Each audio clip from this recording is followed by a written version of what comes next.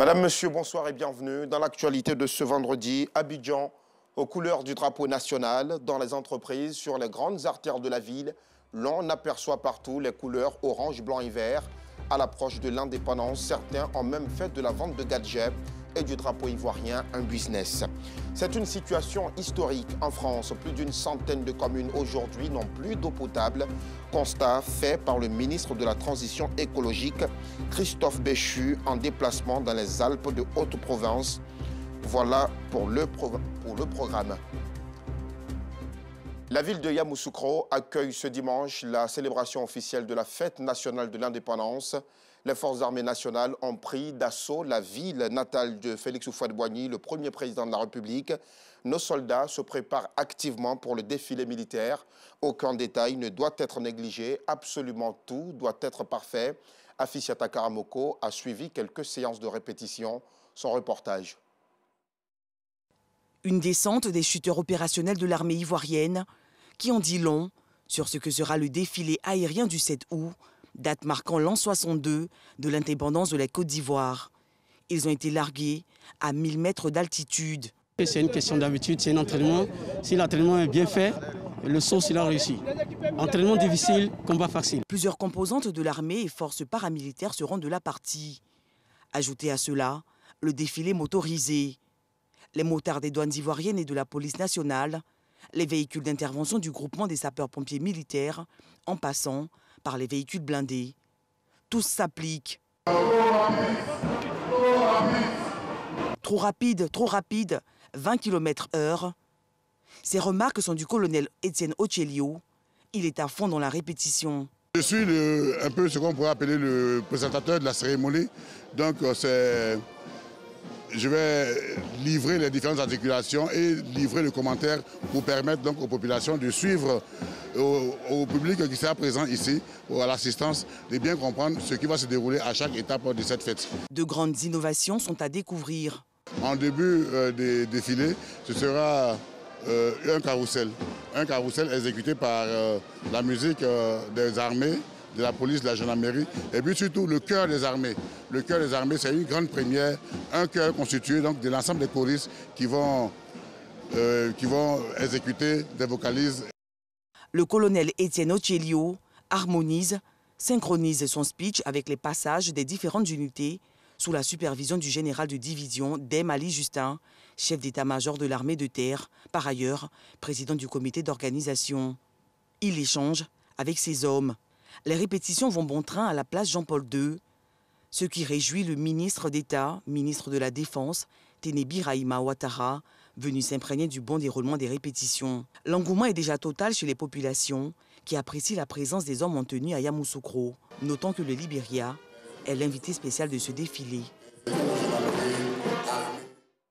Et voilà, nous vous le disions justement en titre, la célébration officielle se déroulera là où se trouve en ce moment Afisiata Karamoko, c'est-à-dire dans la ville de Yamoussoukro. Mais la capitale économique Abidjan est tout de même aux couleurs du drapeau national.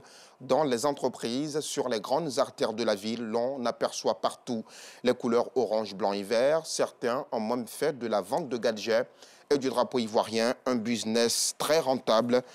Dans nos prochaines éditions, nous vous proposerons le reportage de Clarisse Kanyala et Clément Boko. Parlons à présent de la jeunesse et de l'entrepreneuriat. La deuxième édition du festival GESCO Ma Cité est placée sous le thème « L'entrepreneuriat, gage de réussite pour la jeunesse ». Le thème et toutes les autres couleurs de ce festival ont été annoncées au cours d'une conférence de presse. Yacouba Koulibaly et Parga Sorokone Demadongui l'ont suivi pour nous. L'entrepreneuriat, gage de réussite pour la jeunesse.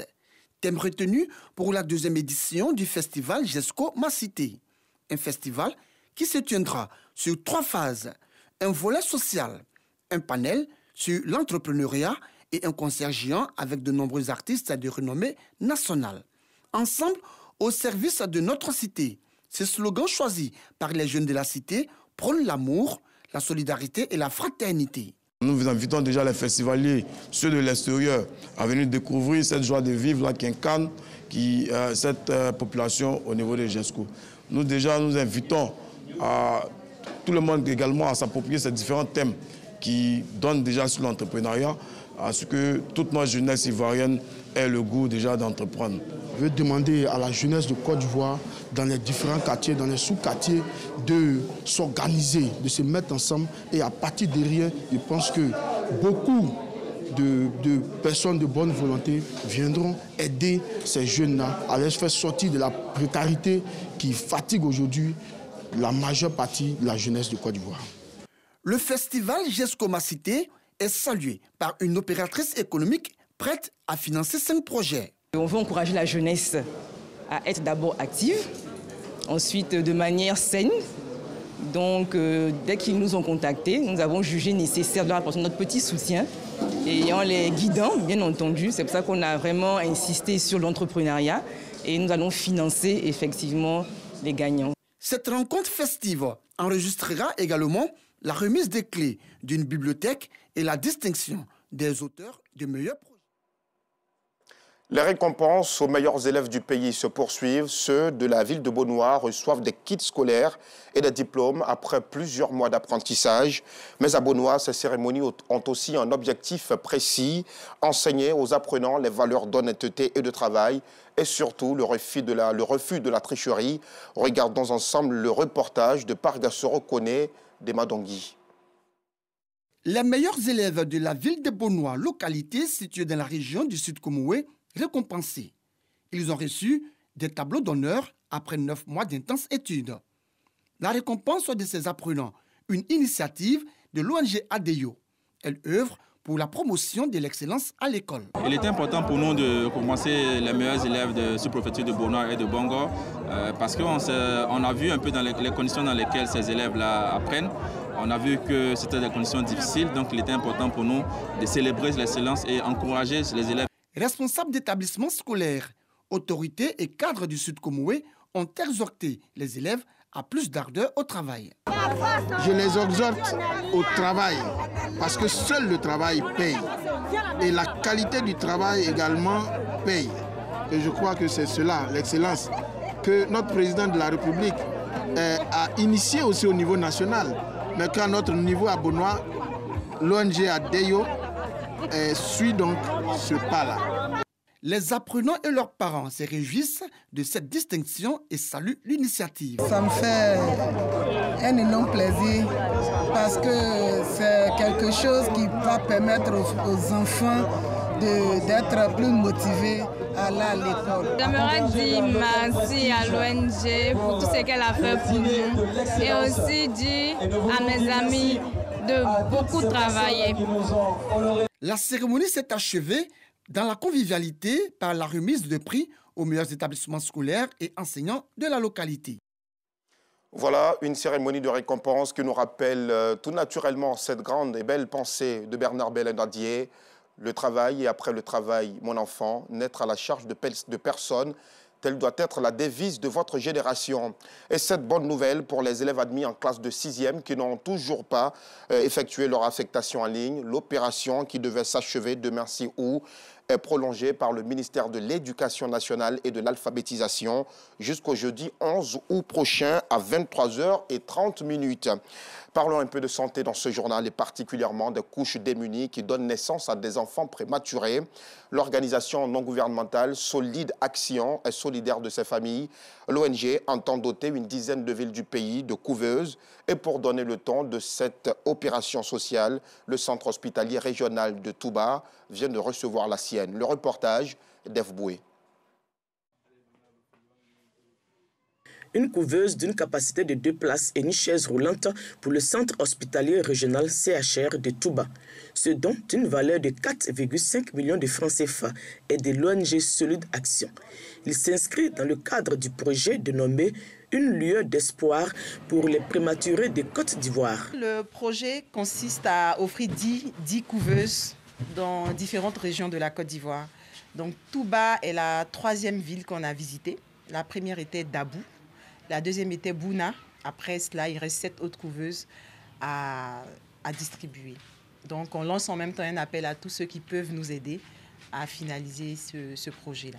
Avec ces dons, le plateau technique du service pédiatrie du CHR de Touba est renforcé. Nous nous engageons à veiller à une bonne utilisation de ce matériel et à faire de sorte à améliorer la qualité de nos prestations et à donner satisfaction donc aux populations.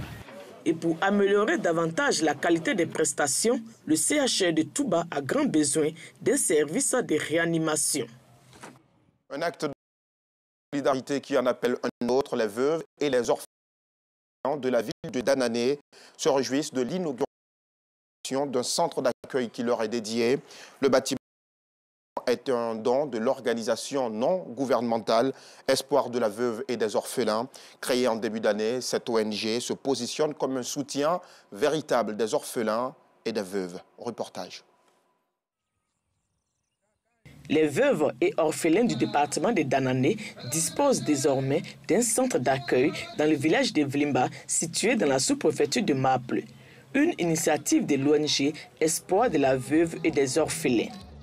L'inauguration et l'ouverture de ce nouveau centre d'accueil va permettre une meilleure prise en charge de la veuve et des orphelins dans le département de Danané.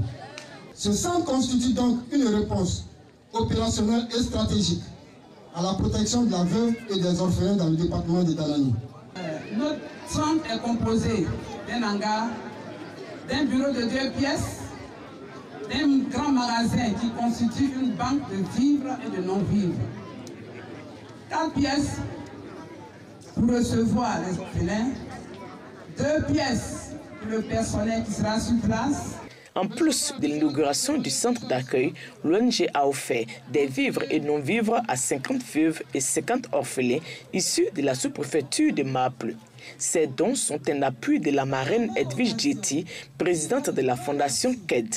Je souhaite joindre la voix de la fondation à celle de l'ONG afin de donner le sourire aux enfants, aux veuves.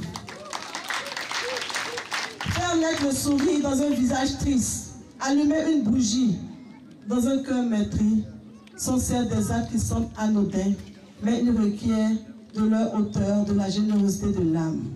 La marraine a aussi offert 4 tonnes de ciment et 2 bottes de fer pour la construction de la clôture du centre d'accueil. L'inauguration de ce centre et la remise de dons constituent ainsi le lancement officiel des activités de l'ONG Espoir de la veuve et des orphelins. Créée en février 2022, cette ONG a pour objectif d'apporter un soutien spirituel, moral, financier et matériel aux veuves et aux orphelins. Voilà, en religion, les fidèles musulmans de la ville de Grand Bassam implorent Dieu pour le maintien de la paix en Côte d'Ivoire, à l'occasion de la fête commémorative de l'an 62 de l'indépendance de notre chère nation. Ils se sont réunis à la mosquée Fatima Zahra de Grand Bassam pour d'abondantes prières. Regardons ensemble le récit de Parga Sorokone d'Emadongui. Mosquée Fatima Zahra, imam, prédicateur et fidèle de cette mosquée prie pour la paix, l'amour et la stabilité en Côte d'Ivoire. Cette prière spéciale pour la cohésion s'inscrit dans le cadre de la célébration du 62e anniversaire de l'indépendance de notre pays. Pour l'occasion, l'imam a invité l'ensemble de la communauté musulmane à multiplier prières et adorations afin de bénéficier des mérites de ce mois de Muharram, premier mois du calendrier hégirien, le calendrier musulman. Nous avons lu le Coran en son intégralité en demandant à Allah de nous accorder la paix dans nos esprits, la paix entre nous et lui-même le Créateur, la paix entre nous et nos semblables, et la paix dans notre pays. Et prier pour les dirigeants de ce pays, et à leur tête, le président de la République. Nous avons intercédé auprès d'Allah subhanahu wa ta'ala à travers la lecture du Coran. Cette prière pour la paix et la cohésion a été marquée par des bénédictions pour les filles et fils de la Côte d'Ivoire, mais aussi pour son développement. Il n'est jamais assez de parler d'éducation et de récompense des élèves les plus excellents. Dans la commune de Cocody, l'organisation non gouvernementale Fatima Zahra a procédé à la récompense de plusieurs apprenants au terme d'une année scolaire bien remplie. Regardons ensemble ce reportage de Parga Sorokone d'Emadongui. Occuper sainement les enfants pendant les vacances à travers l'apprentissage du Saint-Coran, c'est la mission que s'est assignée l'ONG Fatima Zahra. Cette organisation non gouvernementale a permis à plusieurs enfants d'être formés cette année. Aujourd'hui, une cérémonie a été organisée en leur honneur pour avoir mémorisé les versets du noble Coran. Bon, l'ONG organise les cours de vacances depuis 2017, année de sa création. Et jusqu'aujourd'hui, chaque année, nous faisons les cours islamiques. Ce qui m'a motivé, c'est l'éducation des enfants. On a appris les 5 piliers de l'islam, on a appris des sourates. Nous remercions infiniment l'ONG Fatima Zahra qui nous a fait l'honneur de choisir notre communauté pour effectivement donner ces cours à nos enfants. La cérémonie a été marquée par la remise de diplômes de participation et de présents aux apprenants. Le week-end dernier a été particulièrement marqué par la cérémonie des étoiles du football ivoirien. L'initiative des journalistes sportifs du pays vise à récompenser les meilleurs acteurs du football local après une saison bien remplie. Et cette fois-ci encore, comme au cours de la saison, c'est la SEC Mimosa qui a fait une totale razzia. Reportage. L'identité des meilleurs acteurs du football ivoirien saison 2021-2022 est désormais connue.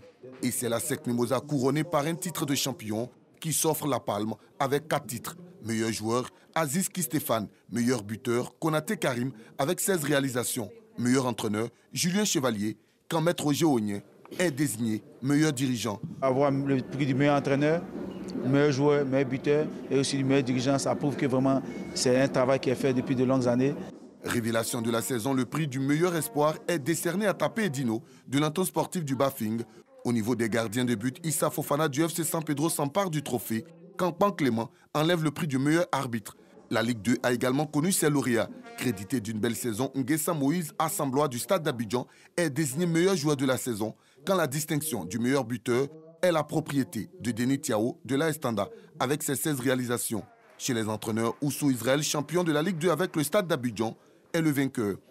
Le football féminin était également de la partie. La meilleure joueuse se nomme Kona Inès. Concernant les prix spéciaux, Sébastien Haller est élu meilleur ivoirien évoluant à l'étranger. De son côté, la RTI obtient le prix d'encouragement, tout comme les autres partenaires en charge de la diffusion de la Ligue 1. À l'heure du bilan, le représentant du ministère des Sports se dit satisfait de cette cérémonie de récompense, tout comme l'initiateur. C'est une première édition, on ne s'attendait pas à un tel succès. On va dire que la cérémonie a quand même bénéficié du soutien de l'ensemble des acteurs. Il faut dire merci infiniment à tout le monde. Célébrer l'excellence, célébrer le mérite, je pense que c'est quelque chose qui fait partie de la politique menée par le ministère des Sports et par le ministre Claude Daon. À peine la cérémonie s'achève, les organisateurs songent à renouveler cette expérience, toujours avec les mêmes émotions. Au Burkina Faso, 9 supplétifs civils de l'armée appelés VDP, volontaires pour la défense de la patrie, et 3 soldats ont été tués dans des attaques simultanées de djihadistes présumés dans le nord du pays. Selon des sources sécuritaires, plusieurs assaillants, une trentaine pour être plus précis, ont été également tués.